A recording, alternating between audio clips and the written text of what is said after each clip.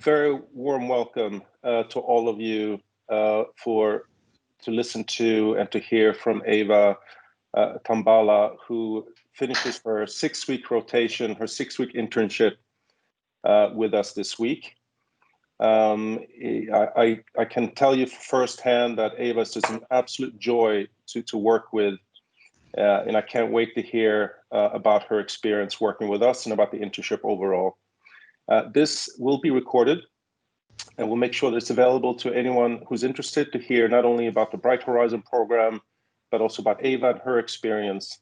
And for the many of us who know not only Ava, but know about the Bright Horizon program, this is an effort from our part to really start to think about how we can reach the younger generation out there as they begin to think of not only their academic future, but also their professional future. It was specifically designed to reach members of the underrepresented community.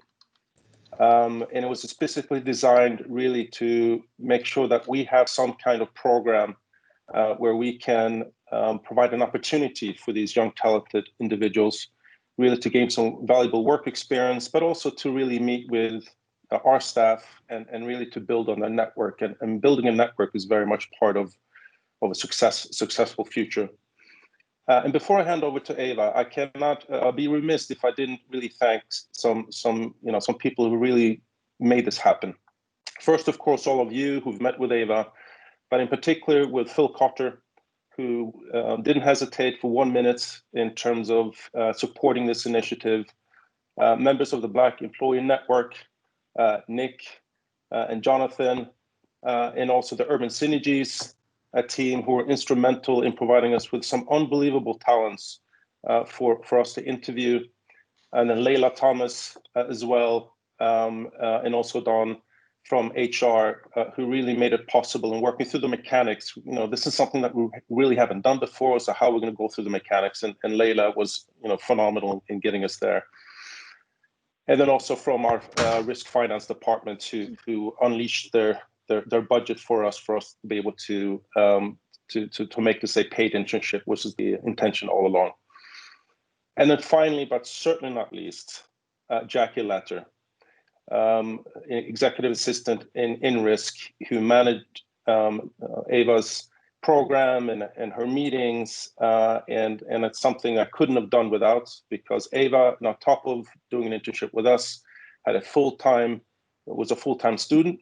And so being able to manage all the meetings and the schedule to make sure that at the end of the day, Ava had her priorities and focus and time for her schoolwork, that was absolutely foremost of our mind. And when I look back on the spreadsheets that Jackie pulled together, Ava's met with 35 different people in the last 6 weeks. I mean, that's an extraordinary number on top of everything else that she was doing. So I can't thank her enough. So without further ado, Ava, I will hand it over to you.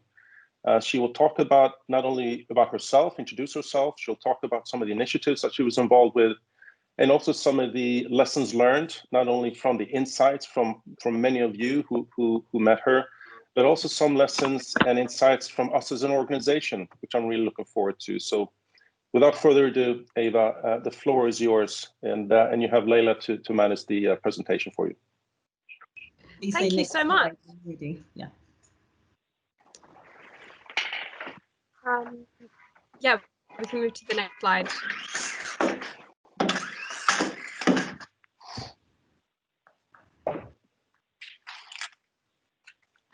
Okay, so this is just a little bit of an outline of what I'm going to be speaking about today. I'm going to speak a little bit about myself, my educational background, why I applied, and a little bit about my takeaways from the project, my takeaways from the internship, all the things I got to do, the meetings I got to shadow, the events I got to attend, and just a little bit about the independent research projects I got to do. And observations, again, as Shay said, about Refinitiv as a company and the lessons that I've learned from all of the staff across the different aspects of the risk department, which has been extremely enlightening. We can move to the next slide.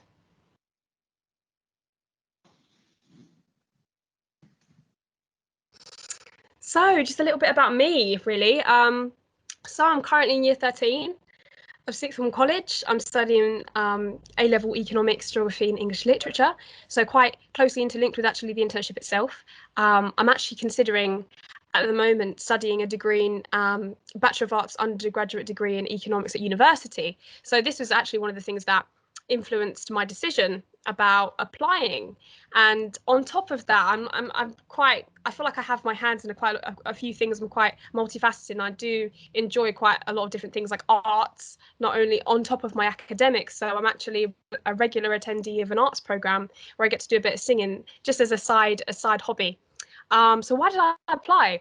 The opportunity itself actually arose through Urban Synergy, which was another organisation, a charity that I've been involved with an e-mentoring programme. They actually called me up and offered me the opportunity to apply and let me know about it. And at first, I didn't actually know what financial crime even was.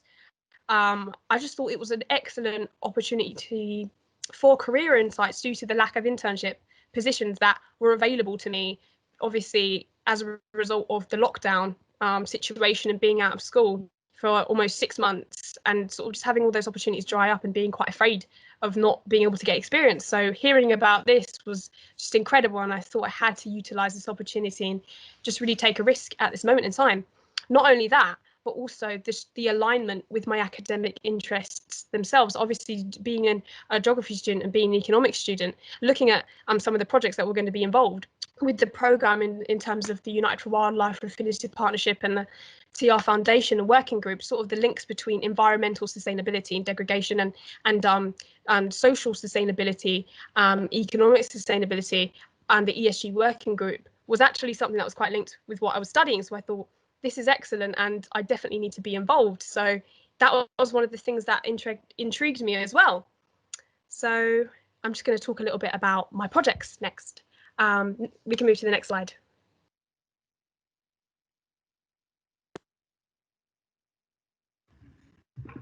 Oops, I don't know why it's not changing slide. 1 minute. Oh, that's strange. Sorry.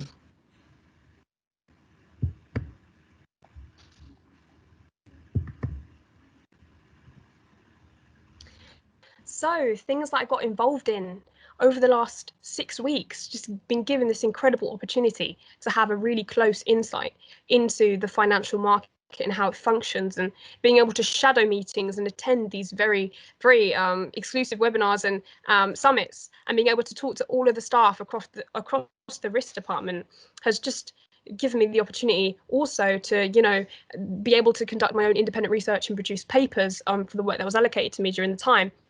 It's been very enlightening. It's been very informative, and in some ways, it has erased many of the misconceptions I actually had related to private sector corporations. I'd had the impression that sometimes when you're working within the private sector, it could be more profit driven, and maybe some of the social aspects, maybe some of the environmental aspects are kind of compromised when it comes to sort of having a capitalist, potentially like economically liberalized mentality, and not being considerate potentially of just the environmental implications of and the social implications of the way that a business functions. But being involved with Refinitiv, so a Refinitiv's role as a risk intelligence data provider, that really just tries to reinforce the importance of public-private information and just the free flow of data, has really shown me how these misconceptions, when actually put into a real world context, can be very, very different, and just really enlightened me about not only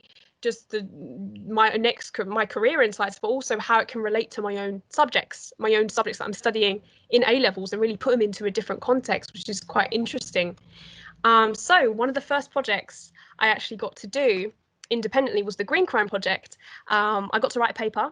I had to watch a webinar focused on the rise of green crime, and I wrote a paper about green crime as a subject that is a threat to biodiversity and the environment and supply chain risk and stability within the economy, and just focusing on sort of illegal logging, wildlife trafficking, trade, all those sorts of things, focusing on how wildlife species have been on the decline for the past 40 years. Over 60% of species have been on the decline as well. thinking about how it could actually deteriorate some of the sustainable development goals, and how it's a global industry that's worth over $250 billion. And really just considering the sheer magnitude of green crime. Some of the other things that we spoke about are how it's overlooked, and how law enforcement and policy is not up to scratch at all, and how there's a very low incentive to focus on green crime, and really how the COVID-19 pandemic has impacted attitudes towards green crime and climate change, and thinking about green crime, green energy, and reflecting on that business resilience. The trouble is finding a connection and bridging a gap between green crime and green recovery, because those things can sometimes seem to many organisations mutually exclusive when it's actually not the case. Another thing is focusing on focusing on illegal fishing, focusing on how climate change and ocean acidification and bleaching has actually exacerbated the illegal fishing problem, and thinking about how fishers have really resorted to environmentally unsustainable practices as well. We've also got to think about the links between human health and wildlife trafficking in the aviation industry, thinking about how as a result of the pandemic, the aviation industry really now prioritize wildlife recovery and human trafficking, and thinking about the different, for example, the different mitigation strategies that have been implemented, like education and technological cooperation and law enforcement on really high risk species that carry diseases like bats. Obviously, we've seen the effects of that. We've seen the effects of this ill management, and it needs to be reinforced. And thinking about also the Unite for Wildlife Task Force, Buckingham Palace Declaration, and how 62 airlines have actually signed it to fight illegal trade. So this has been a very interesting project to actually research, and it's been very, very enlightening to me, especially due to my interest in just the environment and geography. So that was a really great project. The second thing I got to, well, this was actually at the beginning of the internship, I got to attend a B20 summit. Now, this B20 summit really focused on all of the different key players, the global key players coming together, all the businesses, the policymakers, the experts, really just recommending sustainable economic recovery post-COVID, thinking about global trade and development, and how to encourage free trade and advocate against protectionism within organisations, thinking about how to improve those trade tensions and geopolitical strain. And obviously, there's a huge example, China and the USA, and we've seen the repercussions of that relationship deteriorate over time. Another thing is thinking about government, organisation, business coordination, and thinking about the transparency between public and private partnerships, and how the government can implement monetary and fiscal policy to mitigate these problems long term. One of the biggest things that actually relates strongly to Refinitiv is the digital inclusion and the closing gap between switched on and switched off countries. Thinking about that digital divide, and thinking about how the transparency and the free flow of data needs to be reinforced as well, and that very obviously close links to Refinitiv's products, so the screening and due diligence and One World Check. So that was quite interesting. Thinking about how to avoid the economic collapse and just avoid trade deterioration and tensions within relationships as well. So this was a really interesting summit to watch, just to get to see how these key players think about the trade-offs between the long-term and the short-term fiscal support, of the difficulties of balancing productive efficiency and thinking about sustainable management, thinking about how to reinstate this economic activity but also contain the virus at the same time, which has proven to be very, very difficult. But it was really, really interesting to watch everybody discuss it. So another thing I actually got to watch, another meeting I got to oversee and shadow, was the corruption in sports meeting. This was actually this meeting just involved sort of outlining the episode that they were actually going to air this webinar episode focusing on sort of building a narrative of financial crime and thinking about how risk can be identified within the third party through this internal socialization of ideas in a company, and thinking about how you can sort of reinstate and spread awareness of these very, very important ideas within an organization.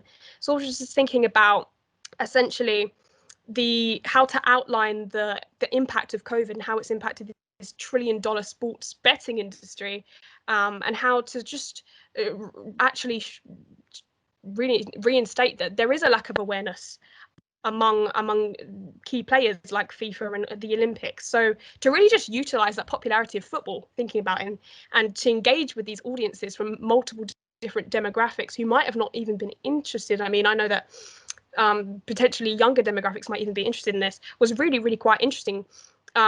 Just thinking about how COVID has affected the supply chain, and it's affected this the corruption landscape, and how organized crime groups can now work together within the Asian betting market and actually be innovative, and get better at financial crime. So this main project was just focusing on outlining why corruption in sports actually matters, why it's important, how Refinitiv can work with these criminal agents to fix the problem through their products, through the screening and the due diligence. And so this was it was quite a short meeting, but it definitely spread awareness on something that I wasn't aware of, and that was quite interesting to me. So yes, the last project I got to do, which is quite recent, TR Foundation Refinitiv Working Group project, and focusing on sustainable economic frameworks, global context of ESG, thinking about how stakeholders need to use this ESG and the social criteria to engage, and to think about how post-COVID this partnership can actually be improved by engaging with these economic agents and key players to improve social justice, economic justice, environment and environmental sustainability. So the ESG itself, I focused on kind of what it means and how it can impact investment, the society, the repercussions and the environmental and then societal impact of investment in a company and a business, and what the effects of that can be and what the externalities of that can actually be. So another thing we focused on is the growing importance of the S criteria, the social criteria, and how it has been very under-conceptualized and under-standardized, and how moving forward, we need to actually spread awareness more on workers' rights, and how they've been jeopardized in the supply chains due to COVID-19. So when thinking about the partnership itself and thinking about the purpose of it, it's really relates to how the Thomson Reuters Foundation and Refinitiv can use data to shape a more informed and transparent society that is responsible and sustainable when it comes to investment, and really just encouraging that collaboration between all of the different key players with their expertise to create local and global initiatives, and that go way beyond law and policy and compliance, but really focus on social ability within the supply chain. And obviously thinking about, to conclude, just the outcomes, what the actual gains are from this project, and sort of just refining and shortening the social indicators for companies and private investors, mainly focused on supply chain risk and diversity and inclusion, and just really just launching up this working group, and under the theme of data as a public good, as and access to data in the public domain, and how important that is. So these are the projects that I actually got to do for the last 6 weeks, and they were just very, very interesting, and I'm glad I got the opportunity. So now I'm going to move on a little bit to the lessons that I learned from all of the staff, all of the 35 staff that I met, and it's quite a lot, but I think you'll all really benefit from just hearing it, because it's very, very insightful. So when it comes to career journeys, I've heard so many stories. I mean, it's been quite incredible to hear the different journeys that people have had. And one of the key takeaways is that no career is entirely a straight road, and that transitional roles can be very important, and they can be stepping stones for your career. Even the little minor jobs that you have, if you work as an accountant and you work in administration and you just do these little jobs here and there, they can really build you up, not only with your hard skills, but your soft skills and your communication, and just being able to interact with people. So another lesson is that real world problems sometimes don't have a straight solution, don't have a book solution. That is so important, especially as someone who's in school and just reads about case studies and isn't a working person. It's really nice to see that sometimes you have to think on the spot and come up with different solutions that aren't necessarily explicit. You have to think outside the box, and also just to be flexible with these changes in the job market. A lot of the workers that I've spoken to who've had very extensive careers have experienced multiple recessions. I mean, they were a lot of them have had to, were actually working in the middle of the 2008 economic crisis. So and now obviously with the recession now, it's quite difficult. So just always being ready and being as qualified as you possibly can for any difficult economic climate that you might be thrown into, especially as a young person now. I have to think about that quite a lot. And just being able to, another thing is just being able to prioritize your interests and your hobbies and your career at the same time, and being able to achieve a balance, being able to be passionate about your side hobbies, which I know that a lot of people who had to, experience lockdown actually got to think about their hobbies a little bit more in their family, but also just prioritize your work. And just learning to find a balance between the passion, but also maintaining that financial stability within your life and having a comfortable life, but doing what you love. And just thinking about the product that you're selling, thinking about how that is a representation of you and your values. And if you don't believe in the product you're selling, then you can't possibly make somebody else want the product too. You have to really believe in it. You have to really be enthusiastic about the company's initiatives and their considerations. Otherwise, you won't be sincere. Just making sure also that you maintain these relationships all throughout your career, and making sure that you really establish those links with the people that you think could not only you could benefit from, but they could benefit from you. Just learning how to give and take between these different networking relationships that can be lifelong, and just becoming not only really, really seasoned in your field, but becoming a specialist in something.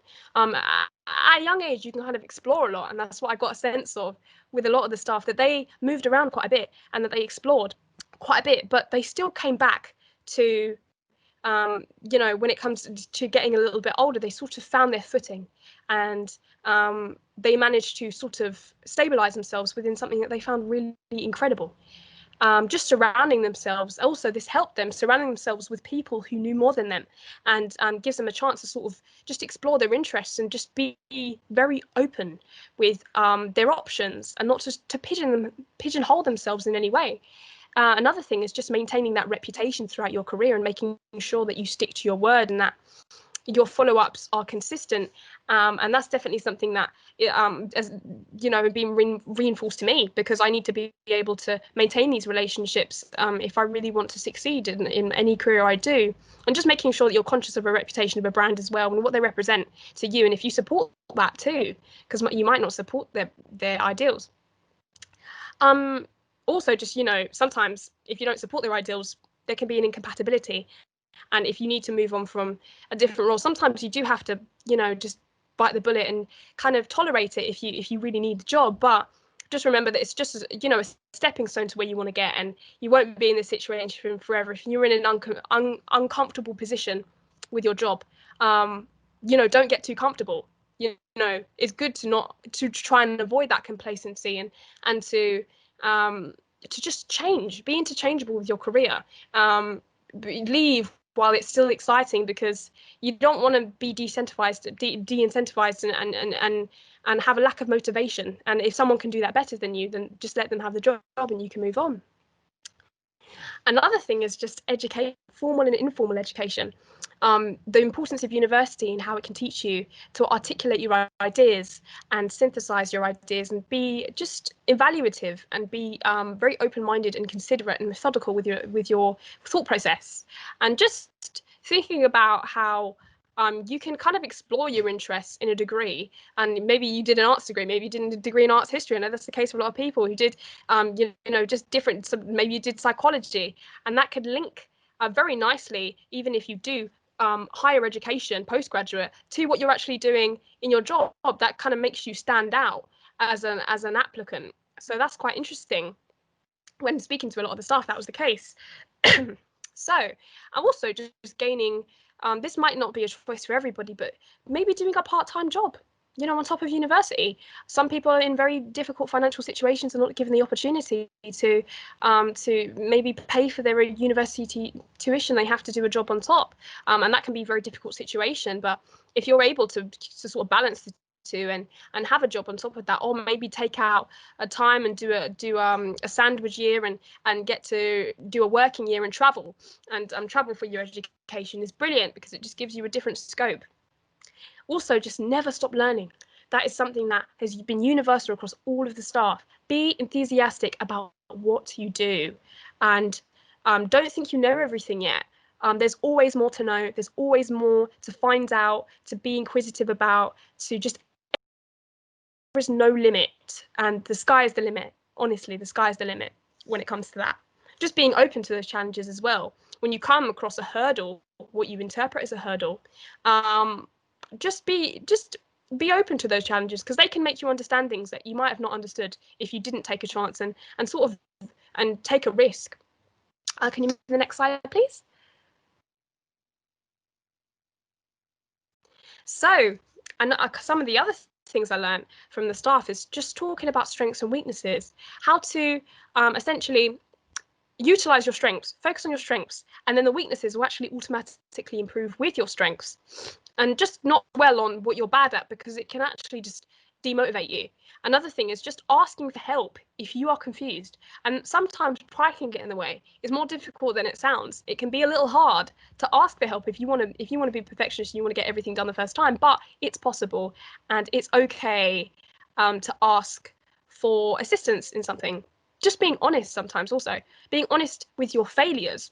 They're not even failures. What you interpret as a failure can really help you grow, because you can identify the mistakes that you've made and improve upon them. And sometimes throwing yourself head into something, just head first, can actually, and overestimating that capacity, your own capacity, can teach you about what you can endure, what your threshold is, what you can actually, what you have the capacity to do within a role. And sometimes it can be worth it, and you can actually just surprise yourself quite a bit. Another thing is just, if you struggle with really decomposing ideas and making something clear and concise, then you might not understand it. Don't overcomplicate things in your brain, because that can just make you even more confused. Just always try and make things really clear and simple, because if you don't understand it, nobody else will understand it either. So it's really just it's really about making your work very clear. When moving on to work ethic now, just being naturally curious. I spoke about this before. Just, if someone doesn't understand, rephrase what you're trying to say. Be very, very concise with what you're trying to say. Be curious, be inquisitive. It might be persistent, but it really shows that you have a true enthusiasm for what you do, and people will see that and they'll recognize that, and I know that a lot of the staff can identify with that. Another thing, an interesting thing, is a concept that's one of the staff mentioned, the 3 pillars. Utilizing the little time that you have, thinking about what you can do with that time, thinking about having a positive attitude to things that might seem mundane and a little bit boring, but really just carrying yourself, and also just producing high quality work that is a representation of how you work yourself, taking pride in every little thing you do, because it is a sign of commitment and dedication to your role and your position, regardless of how small or big you might think your role is. It is so integral, and sometimes it is the foundation of a corporation. So never think that your work goes unnoticed. Now, this is so important when it comes to Refinitiv as a global company, being culturally considerate. being passionate about cultural relations, about different societal expectations within different countries and different value systems and relationships, and being able to consider the expectations of clients, especially if you're working in sales, from different cultures who have different types of ways in which they like to be advised. Just always being considerate that people have different expectations of you, depending on where you are.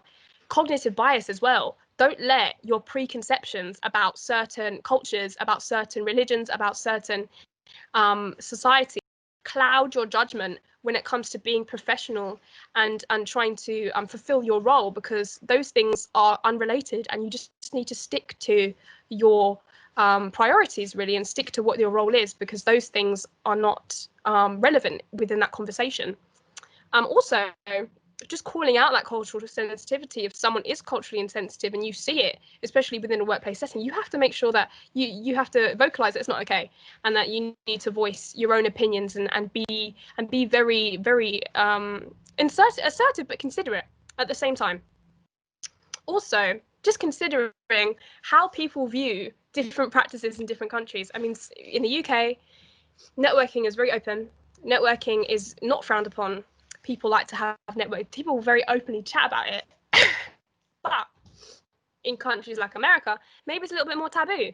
Maybe people don't like talking about it as explicitly and as openly as other countries do. So just recognize how to adapt to your circumstances, how to adapt to your environment, and just really be very, very interchangeable, like a chameleon.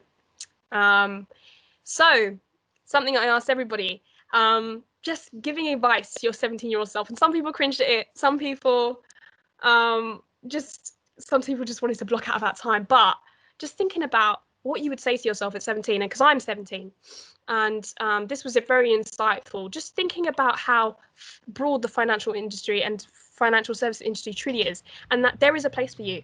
It's not you don't have to have a one-track mind. There are so many different things that could fit in with your career aspirations that you might not even have been aware of, and pick what you like best. Just don't stick to one. Just interchange a little bit. Also, just making the most of every single opportunity that is given to you. I think when it comes to young people living in London, especially me, there are so many.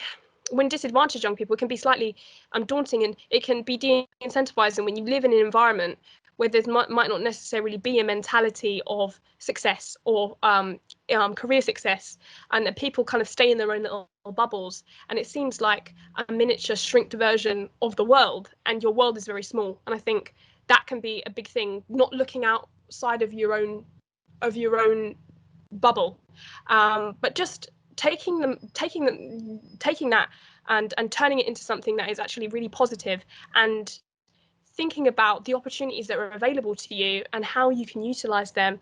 It's more important to say yes to those things that come along than to just shrug and say no and think that you're not good enough. And I think that is definitely the case with me, and I'm so glad that I didn't think too much about the decision. I just followed my instinct. And also just creating your own luck as a result of this. People say that luck comes to the people have a very interesting conception of luck and the way that it just comes across, and sometimes it is just sheerly based on chance. And yes, while there is an element of chance in that, you really have to back yourself and believe in yourself and be bold with those choices. And that is actually what initiates and ignites this streak of luck, what appears to be luck, but what is actually just perseverance in your aspirations. And even though if those aspirations aren't clear, it's okay to just dip your feet in different sort of avenues of just career fields and things like that. Also, making mistakes.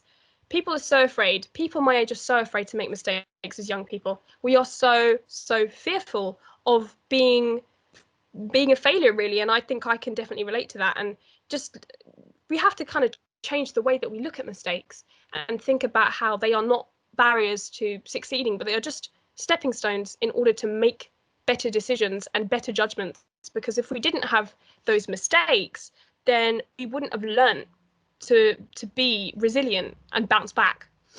Also, just trusting the instincts. we've mentioned this, but just trusting your gut.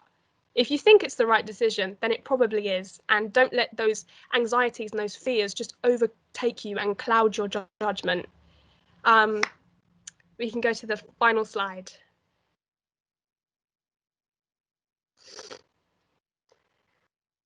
So now this is very interesting. And I think being a part of this, really getting an insight into this organization for the last 6 months, 6 weeks, has been very, very interesting in terms of just really learning about the global nature of an international corporation that functions all over the world, thinking about how Refinitiv advocates for business transparency and just achieving an economic ecosystem and economy that is very sustainable, thinking about short-term and long-term business sustainability. And it's just a very interesting and very good example of how a business functions in terms of its different layers and priorities.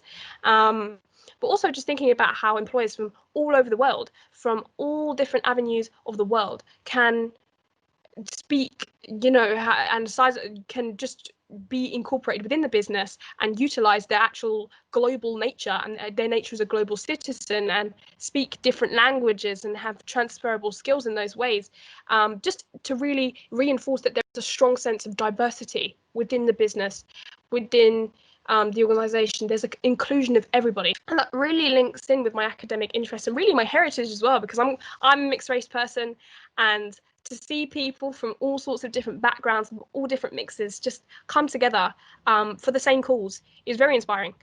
Also, just thinking about the leadership within Refinitiv, thinking I got to meet Phil Cotter, who's the managing director of risk, and to really speak with him and speak about his values and the way that he views leadership really gave me a sense of how he lays the foundation for the expectations and values within the department as a whole. He definitely, I think, speaking to him, he has a level of professionalism, informative, but he's also just very personable, very friendly, and I think a lot of the staff are like that.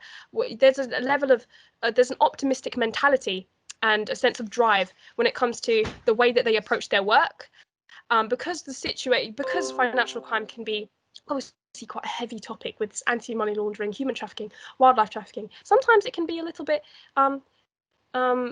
it can be, a very serious topic to discuss, and just to bring that light into the conversation and remind the workers of what their goals are is so important. Just supporting the staff internally, externally, thinking about how the key players and the staff internally all sort of are all integrated with each other. I noticed that, and also just the collaboration, the importance of the mentor system, the mentee system, and how no matter how old you are, you always benefit from being a mentor or being a mentee and just learning from other people who might know more or less from you, because it really just helps you inside and outside of the company to grow and improve. Another thing is just taking pride in watching people succeed and watching them thrive, and realizing that you had a contribution in that, and it's just knowing that those people will just flourish over time, and that is so inspiring as well. But also just having a really strong feedback framework, being able to be careful with your confrontation, building on justice and building on fairness, and improving people not only in terms of their mental sort of drive, but also just their productivity as human capital, and just making sure that they function within the workplace in a way that is safe and a way that is sustainable. Also just workplace values as well, knowing that within the organization, friendships are really encouraged, and that there's an open level of communication between different areas as well, just really people learning from each other and kind of stepping out of their positions. But also just the staff being given the opportunity to volunteer outside of their work, I think is quite brilliant, because it just gives them a chance to sort of broaden their scope. Also just an emphasis on navigating the conflicts and social conflicts with just a layer of professionalism, and making sure that issues are addressed but along in an efficient way, and that those things put to rest. Also, lastly, when talking about Refinitiv, is reputation and thinking about the image of Refinitiv and how it's changed, and how the Blackstone acquisition actually really shifted the company culture towards maybe meeting more revenue targets and profit maximization, but just rejuvenating the company. And how it stands out against competitors, and how the sales team are so knowledgeable about competition within the market, but don't bash it, they don't discredit it.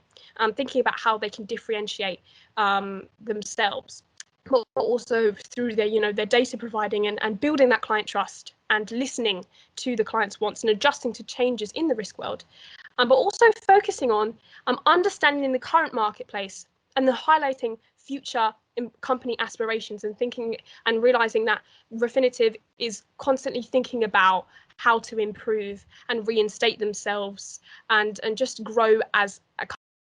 So these are my observations. This is everything I've learned. It's been a fantastic opportunity, and I feel like it's been very, very enlightening. So yes,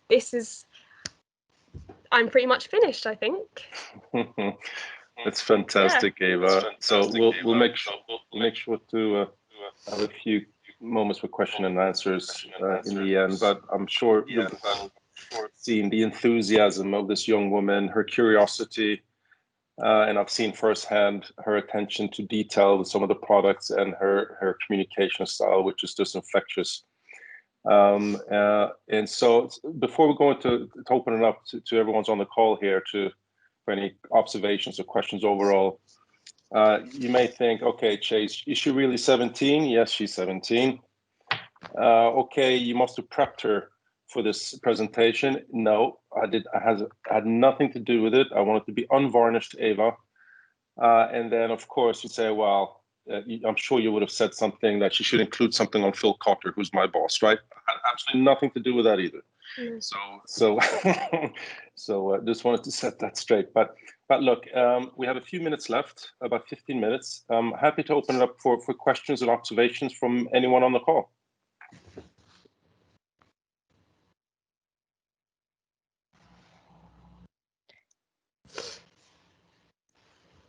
Hello, it's Kate Williams here. I work at Urban Synergy. Can you hear me? Yes, perfectly. It's very nice to meet you. I know that you've been around for a while, but I haven't actually met you. What was the most challenging part of doing an internship like this? I think it's having an element of intimidation initially when it comes to, getting an insight into the private sector and not knowing what to expect as a young person, because those things can seem as slightly inaccessible to people like me, to people like a young person like me that's grown up in an environment like I have, where those opportunities aren't necessarily at your front door, and sometimes you can be actually discouraged by the people around you to take those opportunities because you think you're not good enough, and you think, oh, why are you doing that? It won't be beneficial to you. Maybe you should just do something else. So really, those preconceptions kind of instilled a little bit of fear into me, and I wasn't really sure what to expect. But to have those be broken down through the experience, and to know that hopefully I can tell other people my age that it's possible to actually work in an industry like this, and people can be accepting of you, and it doesn't matter where you come from, has been really brilliant, because I'm just glad that it's accessible to people like me and to people who've grown up where I am, and no opportunity is closed off. So that's the takeaway, really. Thank you. And then if we could move to Anna, Nick, and then James. Anna, please. Well, first of all, I just want to say, wow, what a great presentation. You did us proud. I'm just so impressed at how articulate and frank and also how you summarize so much information. I mean, you've been getting this information at speed, and you've been able to synthesize it and make sense of it. I'd love to have you on my team someday. Wow. But I also wanted to ask you, what are you taking away from this experience in terms of your own career aspirations? Has it changed the way that you look at your own career in the future? Absolutely. That's been one of the biggest takeaways from this experience. And initially going in, I'd actually written on my application for the project, writing a CV, I said, I'm thinking about considering working in the civil service and working in the public sector. working in one of the departments, because I'm just not sure about the private sector. I don't know. And to actually get an insight into thinking, okay, my interests in the environment and my interests in, I guess, human rights, and really just, I guess, the importance of the social indicator, especially within ESG, and thinking about all the sort of topics that encompass the social indicator, they can actually be really, really linked with what I enjoy and my subjects, and thinking about how I don't just have to be an accountant. I don't just have to work in one specific section of the financial services industry. There's actually so many layers to this potential career field, and those can really, really, really interlink with my own interests. So that's probably one of the things that influenced me the most when it comes to just opening up my options when it comes to just job choices in the future. Wonderful. Nick, you're on mute, mate. Oh, I can't hear you. Yeah, you're on mute. No. I think you're on mute.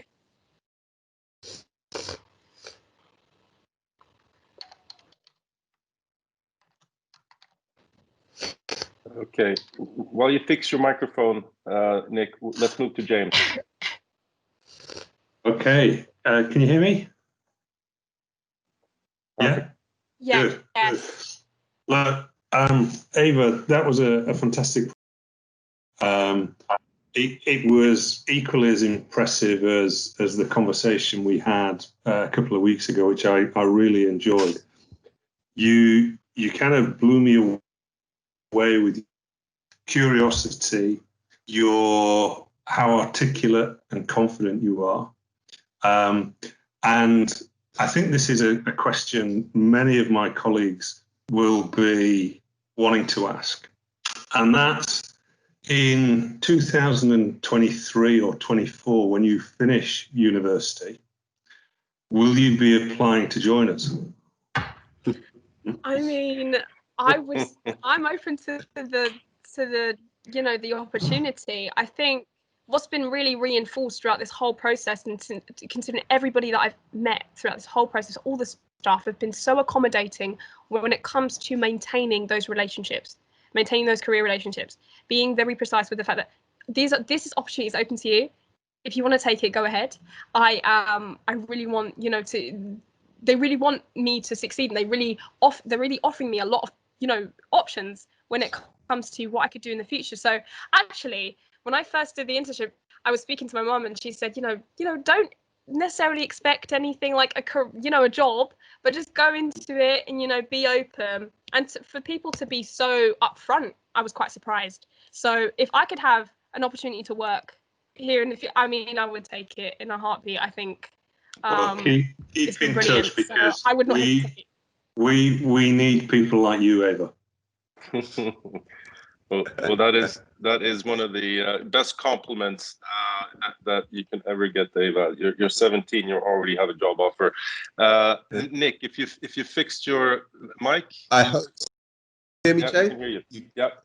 That's brilliant. Well, yes, I had a problem with the mobile, but Ava, it's been a pleasure. Obviously, we met in the interview process as well. So it's Nick Sylvester here, and I'm really glad to see how well you've done throughout the internship as well, and the amount of information that you've managed to glean over that period is quite amazing. So your presentation is a testament to what you've actually managed to achieve there, which is wonderful.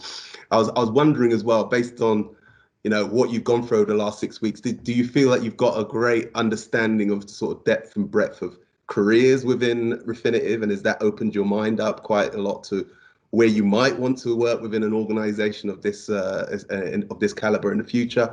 And will you also be an advocate to your colleagues and fellow students, whatever, of Refinitiv being somewhere that they would like to work in the future as well, once you go back to your studies and so forth? Yeah, absolutely. That's a fantastic question. I mean, when I got to speak to people across different positions within the risk department, speak to people in accounting and sales, speak to people in finance, speaking to people in HR, speaking to people just across the board in IT. I mean, to think, I guess it gave me an indication of what I really enjoy. And I really enjoyed speaking to people who actually worked in human resources. I liked that, but also people who worked in the ESG working group, and just hearing about how it's growing and flourishing, and how it wasn't necessarily, it didn't really hold as much, substantiality in the beginning, but to hear how it's growing, that was something that was quite inspiring. So I've definitely got a sense of what I like in terms of, I think, also international relations and speaking to people from just across the world, and hearing about how they potentially grow global heads within Asia and Africa, and just to hear about their experiences in leadership. I think that's something I might consider in the future, because I think leadership teaches you a lot about yourself, but also talking about your other question as well, I definitely want to talk to my peers about this experience, and I'm really excited. I've already spoken to them actually a little bit about the internship, and just asked them, would you like to see it? I mean, do you want to see the presentation? They'd be like, yeah, we want to see. So they were really excited about it. So definitely I want to talk about this more with my peers, and hopefully they're just as enthusiastic as I am. That's brilliant. I wish you all the best of luck, Ava, and definitely keep in touch in the future as well. So fantastic. Take care of yourself. And Nick, don't worry, we're already working on that. So, but I also saw Julia. You had a question, and then Alex after that, and then David Pearson.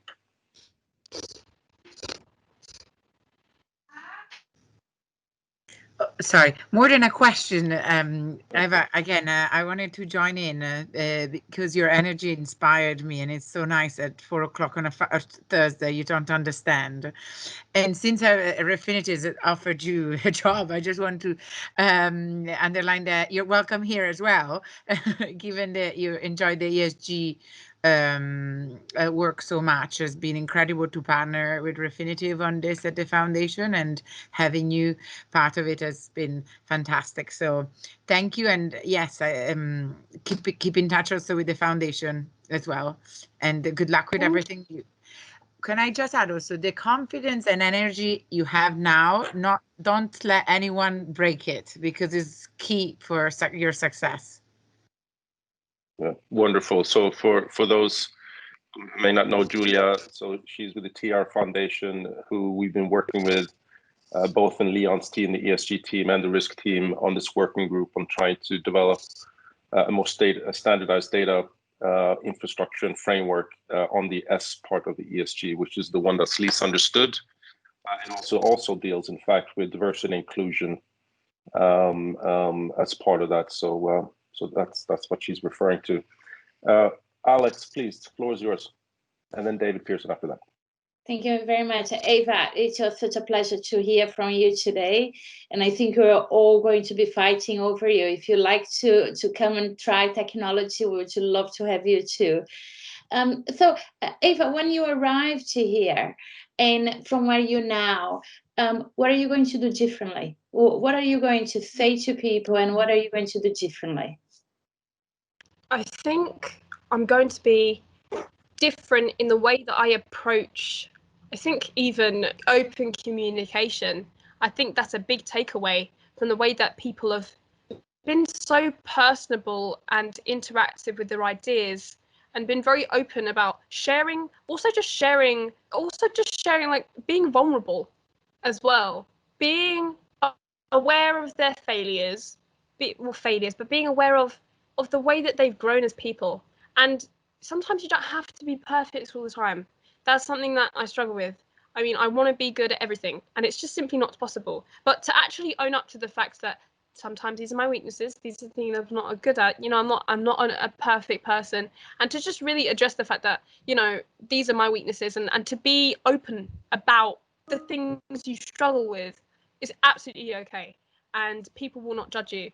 And to hear about these experiences, definitely hear about everyone's struggles, to hear about things that they've persevered against, has not been 1 ounce, a chore to listen to. It's been absolutely inspirational. So just to really take away from that, it's okay to talk about everything you've gone through, and to just talk about, those peaks and troughs is a good social device.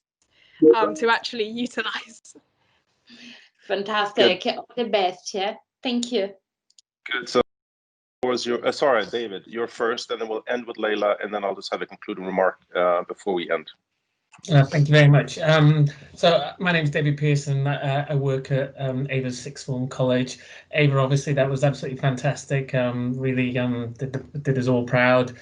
But I just also like to just thank Urban Synergy just for helping to facilitate it, and everybody at Refinitiv. I mean, my job role is working with our students, helping in terms of progression, going beyond college. So for these amazing opportunities that involve work experience and even paid work experience, you know, it's absolutely fantastic for young people. So, you know, it's really just thankful that you're providing these opportunities to some of our students and to young people in general, because a lot of companies talk about it, but, you know, they do and they don't. So it's really great to see you working with Urban Synergy and providing that for students, because there's a really talented generation. But I think, as I'm sure everybody's aware, there's the fears for youth unemployment in the future. So getting the right skills and getting that knowledge now is fantastic. I'm sure it's going to put people like Ava in a really good, strong position for the future. So thank you, everybody, and well done again, Ava. Oh, fantastic. Thank you for those words, David. And trust me, this is just the beginning. Ava was a pilot, and this Bright Horizon was a pilot, but we're going to do all we can to scale this up. But I'll talk about it in a little bit in the end. But Leila, please. Yeah. No, I just want to say thank you to everybody for making this opportunity come to life and actually taking action to make a difference to these young people in these communities. You know, in the corporate world, we need projects as an opportunity to, you know, step up to the bar and just make have a good start in life. And that's what, you know, Ava, and hopefully Ava, you'll be a catalyst. We'll work with you and all your peers and your friends, just so they've got that pathway that they can go to access that world of work that they can see from their bedroom windows in the Borough of Luton, which is only like 15 minutes away. And I just wanted to say thank you for that. You've shown to everybody on this call the talent that is there. And then, you know, working together, we can just break down those barriers and do something great in these uncertain times. Yeah, you're inspirational to me, and makes you think we're grateful to work in a company that we can do things like this. And we should always say gratitude is the best attitude. So where we can work in places where we can work from home and connect to the local community still, it's a really good thing. So thank you. Thanks, Leila. Just conscious of time, and again, let me extend my sincerest thanks for taking the time, not only this afternoon or this morning, depending on where you are, but also meeting with Ava. This is just the beginning. So while the formal internship process is about to conclude tomorrow, Ava's future, her academic future and professional future, is just about to begin. And Ava knows that we are here to support her, so we will not disappear. We will be part of your journey and doing everything that we can to support you. And I also mentioned, and I should say, actually, on a personal note, while this is really, you know, an attempt, certainly by many of us, certainly myself, to try to make a difference and not necessarily wait, you know, for others. That while getting to know Ava, who's incredibly inspirational, I've got to know our company. I've gotten to know our company in a way that I never would have by listening to the personal stories of many of you who participated. And it's done nothing but reinforce my commitment and my passion really for this company, because there's some incredible human beings, incredible people, professional people who really didn't hesitate at all to make this happen. So I just wanted to share that. And then, yes, Nick, to your point, Leila and I, yourself, Jonathan, together with Urban Synergies, together with HR, are going to find ways not only to carry Ava's story and make sure that her story gets told, but also try to find a way to scale this up, as you know, Nick. So this is just the beginning part of that journey. So let me conclude with that. It is 5:03, 3 minutes overdue. Apologies for that. But again, join me in thanking Ava for a phenomenal presentation. And this is just the beginning, a part of her journey, and whatever impact that we have had in your life, we are there with you, and we'll continue to support you and be there throughout your development and progress. So Thank you very much for joining, and have a great weekend if I don't see you. Well done, Ava.